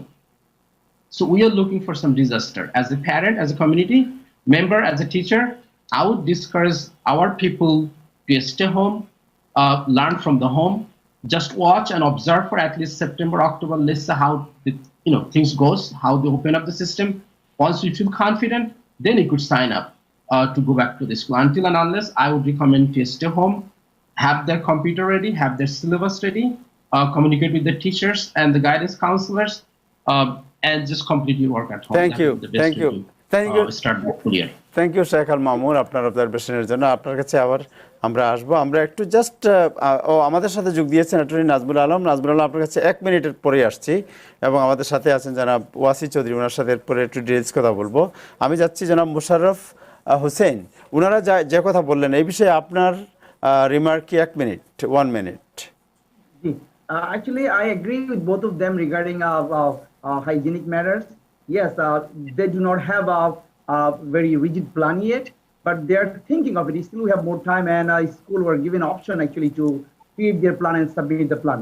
Again, one more thing we need to pay attention also. Yes, this world is changed, but if we keep doing the online, as a teacher, I do not feel pleasure teaching online because I have noticed they are not making enough progress. So staying home versus being in present at school is totally different. বাচ্চারা মোটেও progress করতে পারছে না যখন online home schooling হচ্ছে। Last 3-4 মাস হয়ে গেল, আমি নিজে পার্সোনালি ফিল করছি যে আমার বাচ্চারা ওই পর্যায়ে বসে নেই যে পর্যায়ে তাদের বসার কথা ছিল। So I personally support actually school at school, not at home. Okay. So online school is not actually appropriate for lower grades actually, especially because আরেকটা বিষয় যে বাথরুমের কথা যেটা বললেন, আমি কিন্তু লোয়ার স্কুল থেকে আসছি, এলিমেন্টারি স্কুলের টিচার আমি। I can just talk about for elementary schools because surely in our schools we have hand sanitizer and everything in our bathrooms. I don't know about the boys and girls in high school and middle school. So in that case, I agree with them. Thank you, thank you. Mohan ভাই আপনার কাছে আসতেছি, আমি আপনাদের সাথে আবার আসতেছি। আমি জাস্ট সংক্ষেপ আলোচনার মাধ্যমে আমি অ্যাটর্নি নাজমুল আলম আপনার কাছে একটু জাস্ট যাব যে একটু আগে নাজমুল আহসান সাহেব উনি বলেছেন যে প্রেসিডেন্ট ট্রাম্প একটি নির্বাহী অধ্যাদেশ জারি করতে পারেন যে কেউ যদি কোভিড-19 নিয়ে আসেন তাহলে আমেরিকান সিটিজেন হলেও বা গ্রিন কার্ডধারী হলেও তাকে ঢুকতে দেওয়া হবে না। এই বিষয়ে এটা সাংবিধানিকভাবে এটা সাংঘর্ষিক কিনা বিষয়টি? ধন্যবাদ আপনাকে, সেই সাথে দর্শক শ্রোতা আপনাদের সবাইকে ধন্যবাদ। উনি যে মন্তব্যটা করেছেন যে কোভিড-19 হলে কেউ এখানে ঢুকতে পারবে না, অ্যাকচুয়ালি এইটা আপনার কনস্টিটিউশনাল গ্রাউন্ডে এটা হয়তো চ্যালেঞ্জ হবে, কিন্তু আপনি যদি অ্যাডমিনিস্ট্রেটিভ গ্রাউন্ডে ধরেন তাহলে প্রেসিডেন্টের এই ক্ষমতা আছে। আমি বলি এইখানে আপনি জানেন যে অনেক ধরনের ব্যাধি থাকতে পারে, তার মধ্যে HIV আছে এবং সেই সাথে আপনার আরো কয়েক ধরনের ব্যাধি আছে, যেটা ওই যে আপনার সিফিলিস, গনোরিয়া, এই ধরনের আর কি, যেগুলো সংক্রামক রোগ। তো এই রোগগুলা অ্যাকচুয়ালি ইমিগ্রেশন আগে থেকে কিন্তু বাতিল আছে। তো ওটার সাথে যদি এখন ডোনাল্ড ট্রাম্পে কোভিড-19টা যোগ করে দেয়, it is not a surprise. কিন্তু যেটা সারপ্রাইজ হবে সেটা হচ্ছে যে কোভিড-19টা হচ্ছে একটা সার্বজনীন রোগ। এই রোগটা কিন্তু অ্যাকচুয়ালি বিশ্বব্যাপী সর্বত্র ছড়িয়ে গেছে। এই রোগটা কিন্তু actually is not particular in a country. এটা প্রেসিডেন্ট, প্রাইম মিনিস্টার ওয়াইফ থেকে শুরু করে anybody could be affected with that. কাজেই আমার মনে হয় যে এই ধরনের অধ্যাদেশ যদি উনি জারি করেন তাহলে এটা আলটিমেটলি এটা টিকবে না। কিন্তু যেটা হবে সেটা হচ্ছে কি যে মানুষকে বাধ্য করা হবে যে তার কোভিড-19টা ছিল কি ছিল না, এই ব্যাপারটা তারা তাদেরকে বাধ্য করবে যে একটু ডিসক্লোজ করার জন্য। So this is a privacy matter. আপনি জানেন যে আমেরিকাতে হিপা ল বলে একটা ল আছে। এই হিপা লটা হচ্ছে যে যাদের স্বাস্থ্য বিষয়ে কোনো ধরনের কোনো সমস্যা থাকে, সেই রোগী অথবা রোগীর পক্ষে যদি কোনো বাচ্চা হয় তাহলে তার অভিভাবক যদি কোনো পারমিশন না দেয় তাহলে তার রোগ সংক্রান্ত তার এই যে রোগের কোনো ধরনের কোনো তথ্য অন্য কাউকে দেওয়া যাবে না। ইভেন ডাক্তাররাও এই তথ্য পাবেন না যে পর্যন্ত আপনার তারা ওয়েভার সাইন না করবে, কনসেন্ট না দিবে। তো আমার এইটুকুই এই জন্যই মনে হচ্ছে যদিও কোভিড-19 সংক্রান্ত অথবা এই ধরনের অসুখের জন্য যদি উনি কোনো ধরনের কোনো অধ্যাদেশ দেয়, তো আলটিমেটলি এটা হবে একটা political issue, this is one. Secondly যেটা হবে সেটা হচ্ছে যে এটা কোর্টে চ্যালেঞ্জ হবে, এবং থার্ড এন্ড ফাইনালি এটা আদৌ টিকবে না। এই জন্যই টিকবে না কারণ COVID-19 is a global pandemic. It is not confined to any particular country. It has been spread all over the world. তো এই দিক থেকে আমি মনে করি যে এটা নিয়ে শঙ্কিত হবার কিছু নাই। তবে হ্যাঁ, যে জিনিসটা হবে সেটা হচ্ছে যে মানুষের প্রাইভেসিটা ব্রেক করবে। প্রাইভেসিটা এইভাবেই ব্রেক করবে কারণ তাদেরকে বলতে হবে যে কোভিড-19 তার হয়েছিল কি হয়নি। আপনি জেনে হয়তো খুশি হবেন যে এই মুহূর্ত পর্যন্ত আমেরিকাতে কারো যদি কোভিড-19 হয়ে থাকে, উনি যদি নিজের থেকে ডিসক্লোজ না করে, তাহলে এমন কোনো আইন নাই যে তাকে বাধ্য করবে যে তার কোভিড-19 হয়েছিল কিনা। অনেকে ভলান্টারিলি কোভিড-19টা ডিসক্লোজ করে, কারণ তাদের চাকরির ক্ষেত্রে হতে পারে, বিভিন্ন সুযোগ সুবিধার ক্ষেত্রে হতে পারে, অথবা তার চিকিৎসার ক্ষেত্রে হতে পারে কোভিড-19টা ডিসক্লোজ করা। কিন্তু যাদের কোভিড-19 হয়েছিল এখন আল্লাহর রহমতে তারা ভালো আছে, এমন কোনো আইন নাই যে তাকে বাধ্য করা হবে যে আপনাকে কোভিড-19 ডিসক্লোজ করতে হবে। নাজমুল আলম, চ্যালেঞ্জটা কোর্টে যাবে এবং কোর্টে গেলে পরে সেখান থেকে এটা শুরু হবে। থ্যাংক ইউ নাজমুল আলম আপনাকে। ডোনাল্ড ট্রাম্প যদি এই এক্সিকিউটিভ অর্ডার দেয়, থ্যাংক ইউ সো মাচ, এবং ইনক্লুডিং আপনার আমেরিকার ভিতরে যে সমস্ত আপনার ওই যে ইমিগ্রেশন অফিস আছে, তারা কাস্টমারদেরকে, তাদের ক্লায়েন্টদেরকে বাধ্য করতে পারে যে কোভিড-19 সংক্রান্ত ইয়েস অথবা নো একটা জবাব দেওয়ার জন্য। যেরকম আপনি জানেন যে বর্তমানে কেউ অ্যারেস্ট হয়েছিল কি হয়নি, এই ব্যাপারটার জন্য তাদেরকে বলা হয় যে have you ever been arrested. তো আপনি আইদার ইয়েস আনসার করবেন নতুবা নো আনসার করবেন। তো এই অ্যারেস্ট আর কোভিড-19 এই দুটোর মধ্যে পার্থক্য যেটা দাঁড়াবে সেটা হচ্ছে যে অ্যারেস্টটা আপনার ফেডারেল লতে সামহাট ইমিগ্রেশনে এটা কংগ্রেসের থেকে পাস করিয়ে নিয়েছে যে ইউ মাস্ট সার্চ ইট। তো এফবিআই ডাটাবেসে, তারপরে আপনার ওই যে সিকিউরিটি ডাটাবেসে, তারপরে ক্রস রেফারেন্সে, অ্যান্টি গ্লোবাল টেররিজমের ডাটাবেসে গেলে ওই তাদের অ্যারেস্টটা। কিন্তু কোভিড-19টা যদি ওনারা নিয়ে আসে যে তাকে ডিসক্লোজ করতে হবে, তাহলে আমি মনে করি যে এটা হবে আন্ডার দ্য হিপা ল। হিপা ল যেটা আছে, এই যে ফেডারেল ল আছে, ওই হিপা লতে যে আটকে যাবে তখন তাকে কনসেন্ট দিতে হবে। এখন কেউ যদি কনসেন্ট দেয় যে ইয়েস আমি কোভিড-19টা ডিসক্লোজ করতে চাচ্ছি, অথবা কেউ এটা উইথড্র করতে পারে, সে বলতে পারে যে আমি এটা ডিসক্লোজ করব না, তখন ইমিগ্রেশন অফিসার হয়তো ডিসাইড করবে বেসড অন দ্যাট ফ্যাক্টর। কাজেই এই ধরনের কেস হয়তো আগামীতে আসবে, but COVID-19 is 100% অন্তত আমেরিকাতে is protected by HIPAA law. You don't have to disclose. Thank you Nazmul Alam, thank you so much. আপনার মূল আপনার পার্থক্য। Thank you so much, thank you Nazmul ভাই, আপনাকে অশেষ ধন্যবাদ। Nazmul Alam, attorney at law and immigration বিষয়ে বিশেষজ্ঞ। উনি প্রতি শুক্রবার টাইম টেলিভিশনে প্রোগ্রাম করে থাকেন। আপনারা আসবেন এবং তাকে প্রশ্ন করবেন যে কোনো বিষয়ে জানার জন্য। আমি যাচ্ছি জানাবো আসিফ চৌধুরী আপনার কাছে, যে আপনি জানেন যে কি বলে আনএমপ্লয়মেন্ট নিয়ে অনেক প্রতারণা হচ্ছে, জালিয়াতি হচ্ছে। গতকালকে একজন আমাদের অনুষ্ঠানে এসেছিলেন, তার নাম এবং সোশ্যাল সিকিউরিটি ভাঙিয়ে আরেকজন সুবিধা নিচ্ছেন এবং তিনি কমপ্লেন করেছেন। যারা এই ধরনের কাজ করছেন, মিথ্যা তথ্য দিচ্ছেন, তাদের কনসিকুয়েন্স কি হতে পারে বলে আপনি মনে করেন? আনএমপ্লয়মেন্ট বিষয়টা নিয়ে বৃহৎ আলোচনা দরকার, কারণ আনএমপ্লয়মেন্টের শুরু থেকে, যে কোভিড-19 এর শুরু থেকে যে জিনিসটা বলা হয়েছে, অনেক সময় মিসগাইড করা হয়েছে, যারা মানে অনেক ক্লায়েন্টদেরকে, আপনি দর্শকদেরকে অনেক সময় মিসগাইড করা হয়েছে বিভিন্ন অনুষ্ঠানের মাধ্যমে, বিভিন্ন জায়গায় বিভিন্নভাবে ব্যাখ্যা করা হয়েছে যে জিনিসটা আদৌ সঠিক নয়। অনেক ক্লায়েন্টই আমাদেরকে কল দেয় জিজ্ঞেস করে, ভাই যদি আমি দেখাই আমার ইনকাম ছিল, আমার উত্তর একটাই হয়, ভাই যদি কোনো প্রশ্ন নাই, যদি আপনার ইনকাম থাকে দ্যাটস ফাইন, যদি আপনার ইনকাম আদৌ ছিল না, আপনি বানায়া কিছু দেখাইতে চাচ্ছেন, যে জিনিসটা হলো প্রতারণার শামিল। অতএব এইখানে অনেকেই এই জিনিসটা মিসগাইডেড হইয়া বলেন, অনেকে ইন্টেনশনাল ভাবে তারা করতেছেন, তারা জানেন যে তারা কোনো সময় কাজ করেন নাই, কিন্তু অ্যাপ্লিকেশনে ফিল আপ করতেছেন যে কাজ করছেন। তো এই ক্ষেত্রে শুধু তাই না, আমি এটা দর্শকদের উদ্দেশ্যে বলবো আরেকটা জিনিস, যে অনেকে দেশে থেকে অনেকে আনএমপ্লয়মেন্ট ক্লেম করার চেষ্টা করেছে। শুধু তাই না, অনেকে দেশ থেকে এসে তারপরে তারা আবার আনএমপ্লয়মেন্ট ক্লেম করছে, এবং অনেকে অনেক মনে করেন যাদের প্রিপেয়ার যারা আছে অনেককে বিভিন্ন প্রশ্ন করছে, এবং তারা তাও যে তাদের ব্যাক উইকের পাওয়ার জন্য তারা চিন্তা ভাবনা করতেছিল। বাট আমার উত্তর একটাই থাকে যে আপনি যখন বাংলাদেশে ছিলেন বা দেশের বাইরে ছিলেন বা কখনো যদি আপনি কাজের জন্য এবল না থেকে থাকেন, তাহলে আপনি কোয়ালিফাইড না। বাট কেউ যদি কোনো ধরনের প্রতারণা করে থাকে তাহলে তার কনসিকুয়েন্সটা কি? বলতেছি, কনসিকুয়েন্সটা হচ্ছে যে তাদের সেম অ্যামাউন্টটা ফেরত দিতে হবে, আপ টু তাদের 100% পেনাল্টি আসতে পারে।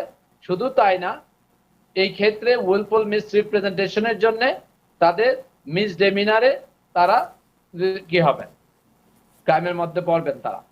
তো এই জিনিসটা আমি বলবো দর্শকদের উদ্দেশ্যে যে আপনারা ইনফরমেশন যা দিবেন সঠিক ইনফরমেশন দেন, ইনফরমেশনের মাধ্যমে যা পাবেন তাই উত্তম। আরেকটা জিনিস আমি এখানে অ্যাড করতে চাচ্ছি EIDL এর ব্যাপারে, তবে জিনিসটা প্রাসঙ্গিক।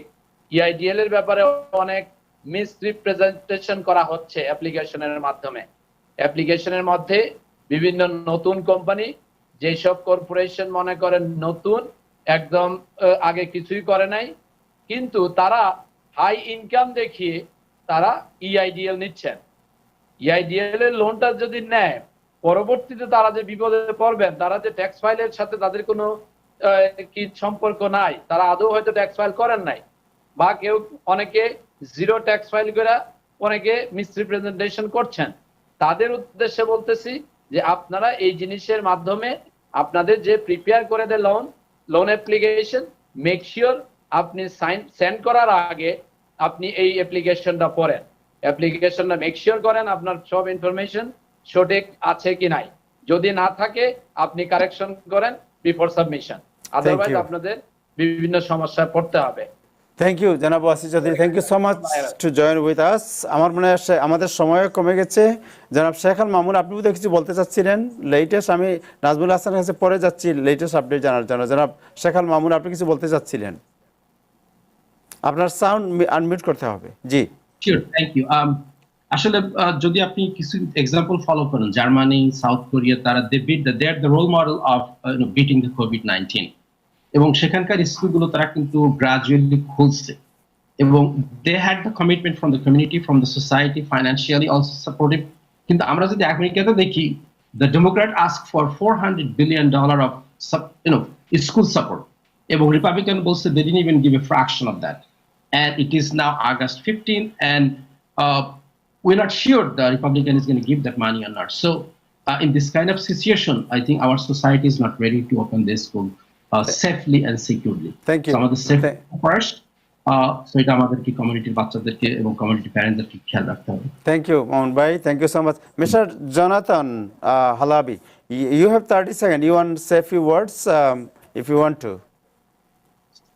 You have only 30 seconds if you want to say a few words, since because your sound has to be unmuted. It's a muted sound. Your sound is muted. So can you unmute the sound, please? Yes, I'm sorry, I didn't hear the question. Okay, my question is, if you want to say a few words, you have 30 seconds, because there is a lot. This television belongs to Bangladeshi community, and Bangladeshi community, one of the most growing community in New York City, and the parents and the teachers, the students, they are eagerly waiting to have the decision. So, what is your suggestion? Just 30 seconds. 30 seconds. I am a teacher. I'm a mathematics teacher. I love mathematics. Mr. Musharrif made a very important point. I hate teaching remotely. It's terrible. In person is much better, but safety must come first. The safety of your children, the safety of the staff. I think for now we need to do our best with the remote and wait and keep people safe so that we can return to the day when we all can return to school safely. Thank you, Jonathan. Thank you for your time. And Mr. Musharraf, you have 30 seconds to respond. Yes, thank you, Mr. Jonathan, for mentioning that also. Yes, safety is most important than anything else, because our life is the first priority, right? We need to live first before we do anything else. Yes, in this case, our world is changed. I would request that all the parents need to be involved now more with their children's education. কারণ এই remote learning সিচুয়েশনে যদি parents যদি involve থাকে বাচ্চাদের সাথে, তাহলে একমাত্র বাচ্চাদের প্রোগ্রেস আশানুরূপ হতে পারে, নতুবা বাচ্চাদের ওই রকম প্রোগ্রেস হবে না যেমন হওয়া উচিত ছিল। Thank you so much. Parents that they need to get involved with their children's education, and we all teachers are very eager to provide any kinds of support parents needs and children. Thank you so much. Thank you so much. আপনাকে ধন্যবাদ আপনি যোগদান করার জন্য। জনাব Wasi Chowdhury, you have 30 seconds if you want to say a few words. Conclusion. 30 seconds. প্রথমে একটাই, আমি সব দর্শকদের উদ্দেশ্যে ধন্যবাদ জানাই আবারও টাইম টিভিকে এবং তাহের ভাই আপনাকে। আর দর্শকদের উদ্দেশ্যে একটা কথাই বলবো যে আপনারা সততার সাথে যে কোনো কাজ করবেন, সততার সাথে করেন, তাহলে আপনি মিস রিপ্রেজেন্টেশনের মধ্যে পড়েন না, নিজেকে বিপদের মধ্যে ফালাবেন না। তো নিজের ভবিষ্যতের চিন্তা করে আপনারা যা কাজ করবেন সঠিকভাবে কাজ করার চেষ্টা করবেন। থ্যাংক ইউ ওয়াসি চৌধুরী আপনার এই সুন্দর পরামর্শের জন্য। জনাব Nazmul Hasan, what is the latest update? আমি একটু এই প্রসঙ্গে একটা কথা বলতে চাই। জি, আমি কিন্তু আমার কোনো বক্তব্য দেই নেই। মিস্টার মোশাররফ হোসেন বলছেন এই, আমি কিন্তু ওকাসিও কটেজের যে স্টেটমেন্টে আজকে ছিল সেটা ব্যাখ্যা করেছি, এবং সেই পয়েন্টটা হচ্ছে যেখানে মোশাররফ সাহেব যেভাবে ডিপেন্ড করার চেষ্টা করেছেন যে টিচার বিইং এ টিচার উনি সেফটি কন্ট্রোল করবেন, I think that is very immature. কারণ এই জিনিসটা এরকম একটা ব্যাপার হয়ে দাঁড়িয়েছে যেখানে ডিফেন্ড করা কিংবা অ্যাটাক করার ব্যাপার না, কেউ সিচুয়েশনকে অবজার্ভ করতে, এবং স্কুল বোর্ডের চ্যান্সেলর আগেই বলেছে যে যদি সংক্রমণ 3% উপরে চলে যায় he will shut down the school, এবং এটা গভর্নরও বলছে, মেয়রও বলছে। অতএব এখানে আমাদের কনসার্নটা, বাবা মার কনসার্নটা অবজেকশন নিতে হবে। পলিটিশিয়ানস উইল টক, এবং পলিটিশিয়ান যে রিজনিংটা দিছে যে রেস্টুরেন্টে যেখানে গ্যাদারিং অ্যালাউ করা হচ্ছে না সেখানে স্কুলে গ্যাদারিং অ্যালাউ করা হবে, this could B a debating point, but this was not my point, আমার পয়েন্ট না। আরেকটি ব্যাপার যেটি হচ্ছে, যেটা আমি বলার চেষ্টা করছিলাম ওয়াসি ভাইয়ের কথা শুনে, যে ওয়াসি ভাই হয়তো জানেন যে অনেকেই আমাদের কমিউনিটিতে অনেক ট্যাক্স প্রিপারার কিংবা আউটসাইড প্রিপারার অনেক মানুষকে উদ্বুদ্ধ করেছে, বলেছে যে তোমার একটা ফর্ম ফিল আপ করে দেই, তুমি এবং তোমার ওয়াইফ দুইজনে আনএমপ্লয়মেন্ট পাবে, তোমার ওয়াইফ কোনো কাজ করে নাই, ঘরে কাজ করছে, এবং এরাই কিন্তু এখন চিঠি পাওয়ার পরে কোনো উত্তর দিতে পারছে না। তার কারণ তারা তো অন্য লোকের, যেই লোকটা $1000 কিংবা $500 বিনিময়ে এই ফর্মটা ফিল আপ করে দিয়ে সে তো চলে গিয়েছে ওই স্ট্রিটের ট্যাক্স ফাইলারদের মতন, যখন আইআরএস থেকে চিঠি আসে আর ওদের খোঁজ পাওয়া যায় না। তো এরকম সিচুয়েশন আমাদের কমিউনিটিতে হয়েছে, এবং অনেকে আনএমপ্লয়মেন্ট বেন শুধু ওয়াইফের না, ছেলে মেয়েরা জীবনে কাজ করেনি, তাদের নামও আনএমপ্লয়মেন্ট নিয়ে এসেছে, এবং সেই কেসগুলি যখন স্টেট থেকে চিঠি আসা শুরু হয়েছে, এখন প্রশ্ন আসতেছে আমি কি করবো। আমাকে তো একজন পরামর্শ দিয়েছে এইভাবে করার জন্য, কিন্তু আমার কথা হচ্ছে being a citizen, being a responsible person, একটা লাইকে কিভাবে, যেখানে স্টেট এবং ফেডারেল গভর্নমেন্ট ইনভলভ, এবং it is a federal crime, কারণ এই ফেডারেল প্যান্ডেমিকটা ফেডারেল বেনিফিট, অথবা সে ফেডারেল ক্রাইম। আমাদের কমিউনিটিতে একটা বড় বিপদ আসতে যাচ্ছে, অনেকেই এইভাবে ফাইল করেছেন এবং ফাইল করে টাকা নিয়েছেন। আমার কাছে কয়েকজন যোগাযোগ করেছেন, আমি তাদেরকে শুধু বলেছি যে টাকাটা খরচ করবেন না, টাকাটা রেখে দেন, একটাও পয়সা খরচ করবেন না, যা দিবেন তা তো দিতেই হবে, অতিরিক্ত আরো কিছু দিতে হইতে পারে। ক্লিয়ার করলেন, ভেরি গুড। বাট আমাদের কমিউনিটিতে এই সমস্ত স্ট্রিক্ট অ্যাডভাইজারদেরকে আগে বন্ধ করতে হবে, কারণ এই সমস্ত লোকজন মানুষের কাঁধের উপর চড়ে, এদের অন্য কোনো কাজ থাকে না। এটার ব্যাপারে আমার মনে হয় আমাদের আরেকটু বেশি সতর্ক হওয়া উচিত। ফাইনালি আরেকটা কথা যেটা আমি 1 মিনিটে শেষ করে দিই, ইমিগ্রেশনের কথাটা যেটা উঠেছে, this is a proposal only, এটা প্রপোজাল করে দেখা হচ্ছে, এবং এখানে বর্ডার সিকিউরিটি অফিসারের কাছে এখানে কোনো কোয়েশ্চেনের কথা এখনো উঠে নেই, কিভাবে এটা ইমপ্লিমেন্ট করা হবে, এটা এক্সিকিউটিভ অর্ডারটাই এখনো জারি করা হয়নি, বাট ট্রাম্প ইজ প্ল্যানিং, উনি প্ল্যান করতেছে।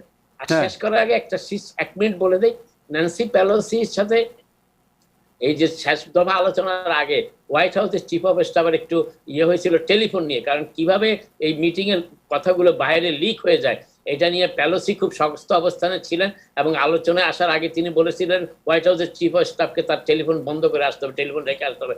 সেই ব্যাপারে একটা অনর অবস্থানের সৃষ্টি হয়, পরে ট্রেজারি সেক্রেটারি স্টিভেন মিনুচেন হস্তক্ষেপে সেটা থামে, কারণ তখন ট্রেজারির একজন অফিসারের হাতে মার্ক মিডোজের হোয়াইট হাউস চিফ অফ স্টাফের ফোনটি দিয়ে দেওয়া হয়, এই বলে যে কোনো ফোন আসলে তিনি যেন তাকে জানাবেন। অতএব ন্যান্সি পেলোসি চেষ্টা করছেন যে এই ধরনের লিক যেন আর না হয়। এটাই খবর। Thank you so much. Thank you.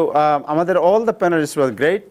আমি জনাব মোশাররফ হোসেন, যিনি একজন শিক্ষক, 214 PS 214 এর আপনার সময় এবং আপনার যে অপিনিয়ন, ধন্যবাদ আপনাকে mister Jonathan Halabi, thank you so much for your time and sometimes will bring you again in our show. জনাব মামুন, শেখ আল মামুন, আপনাকে ধন্যবাদ, এবং আমাদের ওয়াসি ভাই যিনি সবার প্রিয়, তাকেও ধন্যবাদ। আর জনাব নাজবুল হাসান, আপনাকেও ধন্যবাদ, কৃতজ্ঞতা জানাচ্ছি নাজবুল আলম, অ্যাটর্নি অ্যাট ল, সবাইকে। দর্শক, আজকে এ পর্যন্তই। আগামীকাল আবার দেখা হবে এই সময়ে, রাত 9টায়। আমরা সবাই একসাথে কথা বলবো, আমাদের সমস্যা এবং সম্ভাবনার বিষয়টি আমরা চেষ্টা করব বিশ্লেষণের। আপনারা সবাই ভালো থাকবেন। খোদা হাফেজ।